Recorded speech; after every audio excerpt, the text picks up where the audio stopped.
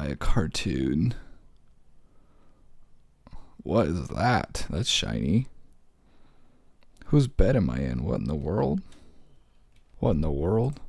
Here, let's go brush our teeth. We're gonna go brush our teeth, make sure that we're clean. Why does it look like that? What in the world? Where am I? Let's go look at here.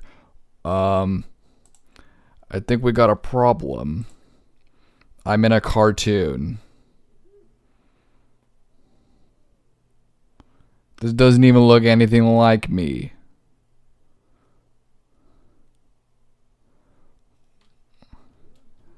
Let's stop looking at ourselves in the mirror and let's go look at the window. Let's go look at the window.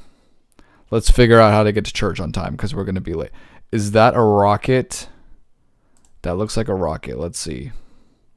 Oh my gosh, that's a rocket. Okay. You know what we're going to do? We're going to go get to church on time. Who in the world is that? Why is there a child standing in my house? Oh, hi. Who are you? Well, oh, I have a butler. And this lady? Oh my gosh, I live in such a big house. It's a big backyard too. Whoa. Let's see what this looks like. All right, here we go. To church we go.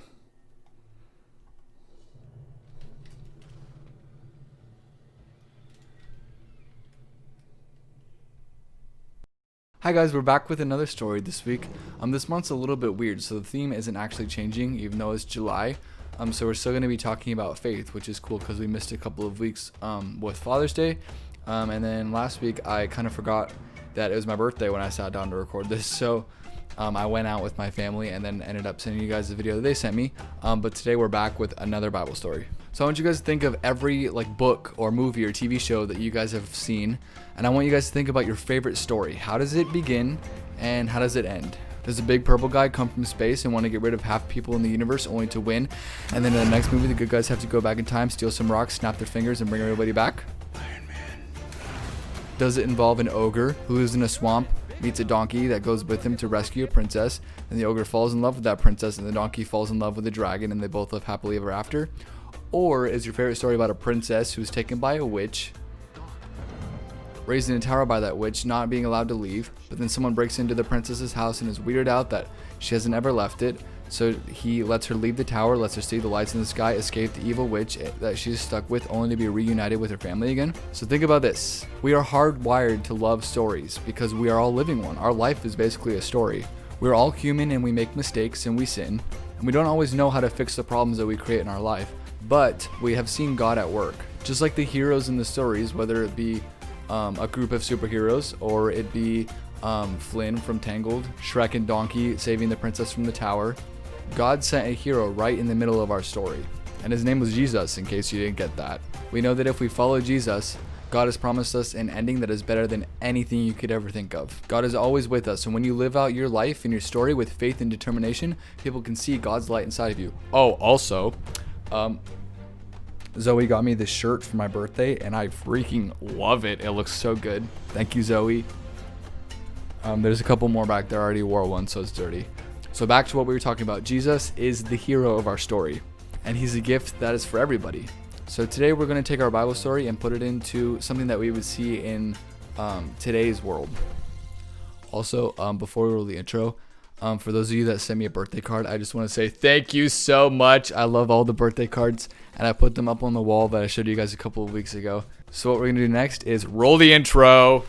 The Bible. It's 66 books of history, stories, letters, and poetry that fit together to form God's one big story. The epic adventure of how he created us and loves us so much that he made a way to rescue us.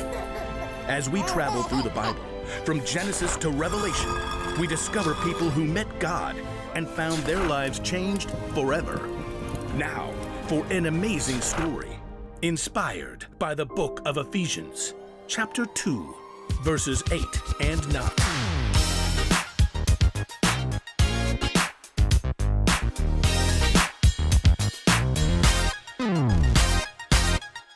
So let's just pretend that there was a girl named Rin, and Rin went to her pantry to grab some granola bars. And as she grabbed those granola bars, her Aunt Dina watched her. Is it one of those church camps? I guess. I mean, Jess invited me. It's in the mountains. It sounds cool. You're gonna have to shape up, you know. You don't go to church like them. Hey, I don't get in trouble. Aunt Dina raised an eyebrow and took a sip of her coffee. Is it one of those church camps? I guess. I mean, Jess invited me. It's in the mountains. It sounds cool. You're gonna have to shape up, you know. You don't go to church like them. Hey, I don't get in trouble. Rin's aunt smiled and shook her head. Whatever you say, hun. Rin's mom breezed into the room and gave her a poncho. Come on, Dina. Rin's a good kid, and she's gonna have a great time. There's Jess. You go and have fun. It was a 3-hour trip to the camp that they were going to, and Jess and her mom were chatting up a storm, but Rin sat in the back thinking about what her aunt had said to her. I do mess up. A lot. Images went through her head, such as the time that she snapped at her brother, Go away, Keegan. You're such a pain. when her mom shut down her internet last week, That is so not fair. when Rin snuck her password off her mom's phone, and one test that she took where she accidentally glanced over at her friend's test, saw the answer, and wrote it down anyways. I shouldn't have done that. Hey Rin, we're almost there. Jess's cheerful voice interrupted Rin's thoughts, and Rin tried to smile as she looked out the windows to see the beautiful mountains and all the trees. Great. Rin's worries kept flowing through her mind as they walked up to the office to check in. These kids all go to church. They know the right stuff to say and do. Rin looked over and noticed that Jess was struggling with a huge duffel and a backpack that was packed to the zipper. She decided that it was time to make a change, time to level up. Hey, let me get that for you. But you've got... I can do it. Rin was walking towards the cabin with all the bags on her arms. Her arms were shaking as she was toddling over side to side trying to carry her bags and Jess's bags. Inside, they met their counselor, whose name was Sally. Hey there, I think this is all of us now. I'm really sorry, but the bottom bunk by the door is kind of creaky. We usually draw straws to see who will sleep there. I'll take it. What? Oh, well, that's great. At dinner, Rin looked out for more ways that she could right her wrongs, to try and forget about the mistakes that she had made in the past. They ran out of cherry cobbler. Here, you can have mine. When Sally spilled her water, Oops, I got it. I'll run over to the kitchen and get a towel. after dinner, everybody hiked half a mile to the amphitheater up the hill, and Sally's head darted back and forth looking for ways that she could help people out. Hey, you can slow your roll now. Sally fell into step with Rin, which made her smile. This is all kind of new for me. Me too. It's my first year as a counselor. It's just, everyone here has gone to church forever. They've got it all together. Trust me, they don't. I don't. But at least they know the rules, the right stuff to do. Rin, you have been incredibly helpful and kind since you got here, which is awesome. But you don't have to do everything perfectly to fit in. At camp? Yeah, at camp, but also with God. That's what this week is about. Having fun and relaxing, knowing that it doesn't matter who you are or what you've done. God totally loves and accepts you anyway. Rin frowned as she hopped over a fallen log in the middle of the trail. I lied to my mom last week. Well, own up to it. She'll still love you, and it sure won't change how God feels about you.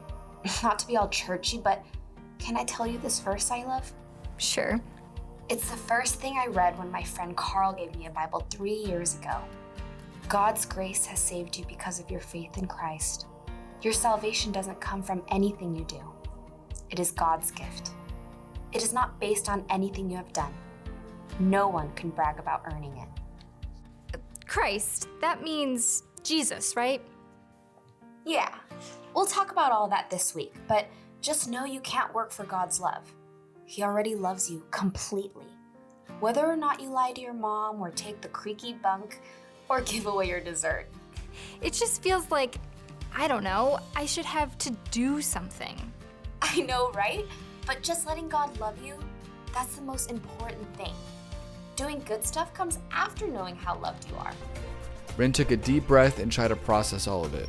As the dust began to settle, she saw the glow of the campfire and her friend Jess was standing in front of it, waving her down. Hey Rin, we saved you a seat. Rin turned back to Sally. Do you have a place to sit? Go ahead. I'll see you for s'mores after. Rin jogged over to the bench where everybody was sitting. It was a lot to process, and for the first time that day, Rin felt like she could sit down, relax, have fun, and know that there's nothing that she has to do to try and fit in. God gave us such an amazing gift, and it's not even a gift that we have to work for. And it's a gift that God has planned since the very beginning. When Adam and Eve first sinned, our relationship with God was broken, and God ended up sending Jesus to fix it. Jesus was God's gift to the world. This gift is so much bigger than anything we could get for a birthday present or for Christmas. Something so big that you can't even wrap it in a box. In fact, I dare you to try and find the biggest box in the world and put God's love in it. Spoiler alert, you can't. There's no limit to God's grace and love, and no matter what you do, you can't make him love you any more or any less. God sent Jesus so we can have a relationship with him that lasts forever. If you remember one thing today, remember that Jesus is a gift to everyone. He's the hero to our story, and no matter what, he loves us. All right, that's it. I'll see you guys later. If you guys don't know already, I'll be seeing you this week. We're going to be tie-dyeing shirts. If you haven't done that before, it's super fun. So I'll be seeing all of you this week. I hope you guys have a good week, and I'll catch you all later. Ciao. Adios. I'm done.